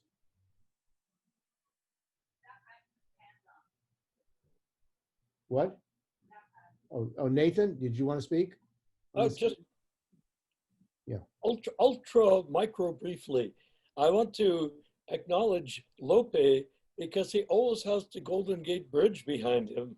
How he manages to survive through weather changes or anything, I'm not even going to ask.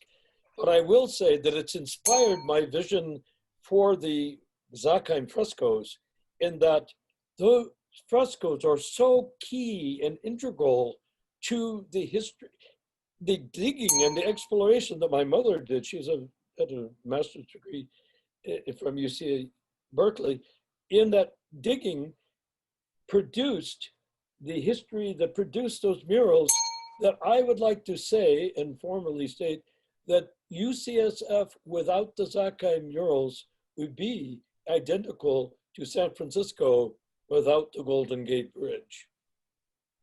Okay, well, thank you. And if there's no other comments or questions for this session, I want to thank all of you for joining us on this LaborFest panel. And I want to thank the panelists, particularly, oh, Paul, you had a question? Does Paul have a question? Oh, Paul Judge. Okay, I'll ask to unmute. Okay. No, Paul McAllister had a question. Oh, okay, Paul. Okay. You're on, Paul.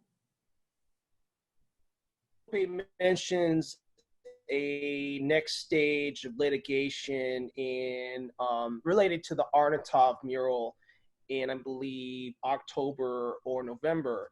As I last recall, the murals at Washington High had been recognized as worthy of preservation by California or something like that. Can you just briefly update me on what this next stage of or court date might be about, sir? So for everybody, earlier this year in February, the National Park Service, a wing called the Historical American Building Survey, an acronym called HABS. We submitted an application that generally takes a couple of years to get accomplished and approved, and we were successful to get it done in less than 6 months. And it means that as we speak, the entire campus, the original 6 artists plus Dewey Crumpler, are considered in the National Park Service HABS section a historical building site. So if they change the name, my question always was, will they now put an asterisk after the name and said, formerly a HABS building, because you have to change the name, right? Because you're going to alter the architecture, or you're going to have to do something about that. We are currently in the beginning stages of the other part of the National Park Service, which is the National Registry of, I forget the actual term, but this gives us another level of security, if you will. It's not 100%, but it's for landmark status buildings. And we're just at the beginning of doing that. And between what we believe the San Francisco Heritage application that was not approved locally, the HABS application, it'll mean when we convert those two applications to apply for the National Registry, it'll be a little bit sooner and cheaper, we hope, because we've done a lot of work. So in relationship to the CEQA lawsuit, because of the COVID-19 as of last week, the judge hasn't been able to figure out when we can do this. That's the whole reason. And the school district has utilized or taken advantage of the COVID thing by always asking for extensions. Our attorney feels very strongly, and for those who haven't followed it, two things you should know.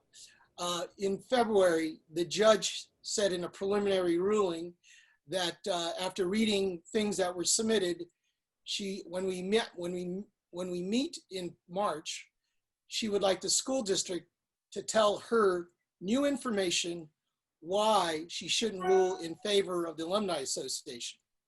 And when we did meet officially that day in March, I believe, the hearing took no more than 15 minutes, and the school district spoke first. And after about, let's say, 10 minutes of speaking, the judge says, I asked you to tell me something new. And she just, the counsel for the school district just regurgitated what she'd submitted. And our attorney said, Your Honor, we look forward for your ruling. And within, I would say, less than a week, it got more damaging for the school district. It said, unless you come to court the next time, we're ruling in favor of the school district, I'm sorry, the Alumni Association. And they kept on pushing back and pushing back, because I don't think they've ever figured out what they were doing, ever. Because the whole contention of my, or rather our position, and from that experience, let me digress just for a second, regarding the Zakheim murals, I have contended since I dug deep into what they have or haven't done since about July or August, that the UC staff that's running the development has been in violation of CEQA now. And I'll just tell you one reason why I feel very comfortable about what I'm saying to you. My attorney, who's an expert in CEQA law, confirmed what I'm saying. And these are the 2 points.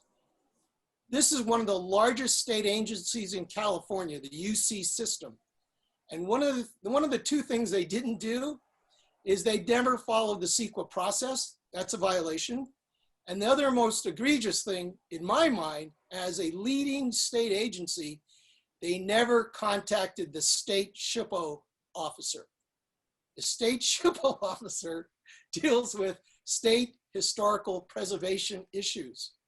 And how is it the largest agent, one of the largest agents in California, never contacted the most important department in the state of California related to art? Does that make sense to you? It's like prescribing something and forgetting to talk to the doctor. You know, it's like, it doesn't make sense. So, thank you. Sorry.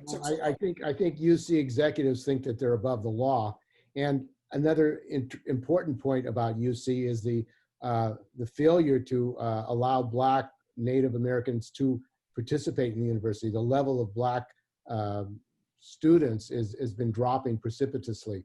So this is a real question. At the same time, they're trying to get rid of this mural with a Black Californian, really. The participation of Black students and the ability of Black students to go to UC has been severely undermined by their privatization policies and their failure to defend working class right to a public education, which we had in the 60s and 70s and now has been basically dismantled. So I don't see any other questions and comments, so I want to thank all of you for joining us. What? Robert Cherny wants to speak. Okay, Cherny, and Thomas Portu has his hand up as well. I just wanted to add one thing to what Lope had to say about the various levels of protection. There is now in its final stages of preparation, Gray knows about this, a historic context statement for New Deal contributions to San Francisco. It covers a wide range of PWA, WPA, and many other New Deal agencies, but it also includes a large section about George Washington High School and the importance of the historic resources that are there. So that's still another level of protection. And I do hope the National Register nomination will be going forward soon as well. Thank you. And Thomas? Yeah. You're on, Thomas. Yes, am I on? Yes, you are. Okay, it's hard for me to tell. I wanted to respond to something that Robert said earlier about history not being taught in the schools anymore. Another very important thing that I don't think is being taught is civics. We have students today that don't really have a cohesive, coherent understanding of how government operates. That's one thing that I want to say. But the other thing, I mentioned this to Gray Becken quite a while back. Has any consideration been given to changing the structure at Washington High School? We've got a post office that Rincon Center that's no longer a post office. We have a former library that is now the Asian Art Museum. So the architecture has been changed so that it provides a different environment for art. Has any thought been given or any proposals whatsoever to changing the structure of Washington High School so that it becomes a didactic center for public art? Maybe that in conjunction with some added public housing. I don't know. I'm just thinking off the top of my head. Gray, do you have any thoughts on that? I don't know of any proposals like that. I have wondered, and I think I talked about this with Tom, about whether if these murals are so offensive to some of the students and especially their parents, if a corridor could be built around it so that they don't have to pass through the lobby. Otherwise, of course, what's being proposed denies everyone the opportunity to see these. And I don't know whether that's possible. I'm not an alumnus of George Washington, and so, and I'm certainly not an architect.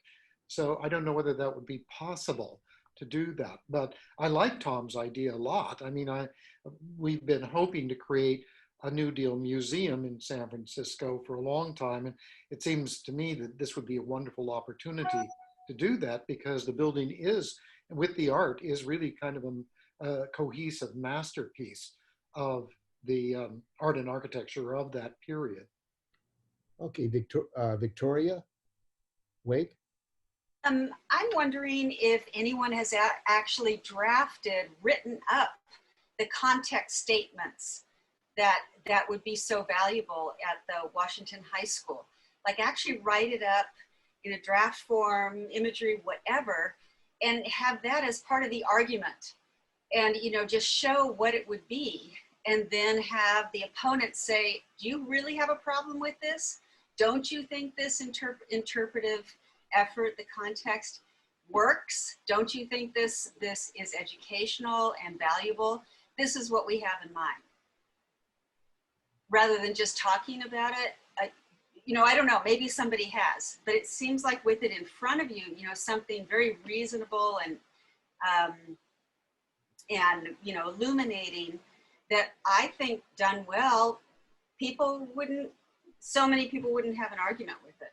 Just an idea. Well, I mean, I had proposed, I mean, first of all, it is really an outrage that the school district, with a budget deficit apparently of $130 million, is spending maybe tens of thousands of dollars and maybe hundreds of thousands of dollars to take down the murals or cover up the murals. But I had proposed actually at the Board of Education that instead of spending $800,000 for the destruction of the murals, that they set up a Native American cultural education center at the high school and have classes and have docents, have have an educational center about the history of Native Americans in California, and have the students, all students of SFUSD go through that school to get an education of the history of California, history of the United States. So, but it seems that they have another agenda. I mean, one of the things that the Mark Sanchez said, who's now the president of the Board of Education, is that that this destruction of the murals was the first part of payment for reparations. This was the first payment for reparations. Well, the idea that you're going to, first of all, reparations, I mean, your students, Black, Latino, poor students can't even get the internet, can't get enough teachers and nurses, and they tried to cut $300,000 the budget of Martin Luther King school in San Francisco, middle school. So, but the idea that you're going to pay reparations to the Native American and Black community by destroying a mural, which portrays the history, the accurate history of what happened in the United States, is, I think, where they're at. But the other point I wanted to make is 320 public school teachers in San Francisco signed a petition calling for the destruction of the murals. Now, this is a serious issue.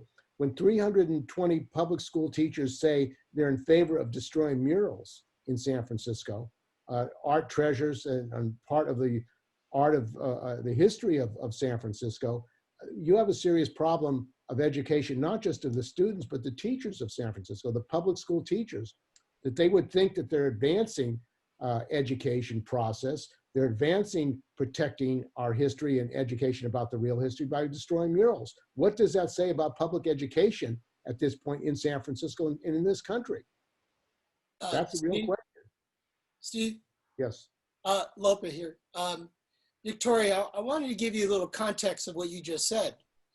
For over 50 years, the school district has promised to put plaques to explain those murals. And they have conveniently, over many school boards, have never acted upon this. Don't ask me why. I have my own reasons. One is probably cost, and it would go away, and it'll be on. They'll just kick the can down the the road, kind of thing. And then, just to let you know, in 2010, roughly, the former principal, the San Francisco Fine Arts Museum, Museum of Modern Art, and the Art Commission did a video for it's about 6 minutes long. And it was basically honoring the works of Arnautoff and the muralists and the other artists at George Washington as a national treasure hosted at George Washington High School. And this started to change about 2016, when they initially, two current Board of Supervisors, who were then in 2016 Board of Education commissioners, wanted to change the name of George Washington because of his background, and they denied San Francisco Heritage application in roughly the same time frame to be one of the 3 schools in San Francisco to have a local landmark status application passed. The other 2 schools eventually got passed. George Washington, for the last 3.5 years, that resolution has been just conveniently tabled in the Board of Supervisors because no one wanted to alienate their constituents one way or the other. Just want you to know, in San Francisco, the Arnautoff murals and what we're trying to do, all polls that we've observed and watched and looked at, the San Francisco constituents, or I'm sorry, residents, are all in favor of keeping the murals as is. And we have, just like Steve said, we have literally submitted curriculum, change of curriculum, submitting, offering foundation, or I'm sorry, scholarships, et cetera, teaching about the murals for incoming students, transfer students, willing to host annual or biannual all-day events with history and art experts to explain why the 6 artists, particularly the Arnautoff murals, are so important. And that's why the HAPS designation was so quickly approved, for lack of a better analogy. Well, one of the important things for our audience to understand, and the people of San Francisco, is that some of the same school board members who are on the Board of Education actually, with the Martin Luther King Middle School, they actually brought in a principal who removed the culture and art programs, the music and art programs, and gave away the band instruments at Martin Luther King Middle School. And that was Emily Eberhard. And this principal also bullied 17 of the teachers and staff out of the school. And there was a protest there at the school by UESF at that time. So the destruction and attack on Black and Latino and poor students of culture and art is ongoing in San Francisco. And also everyone should be aware of the fact, and it's in the resolution, it's referred to in the resolution that Carol was able to get passed, is that the Malcolm X Academy, which is a public school in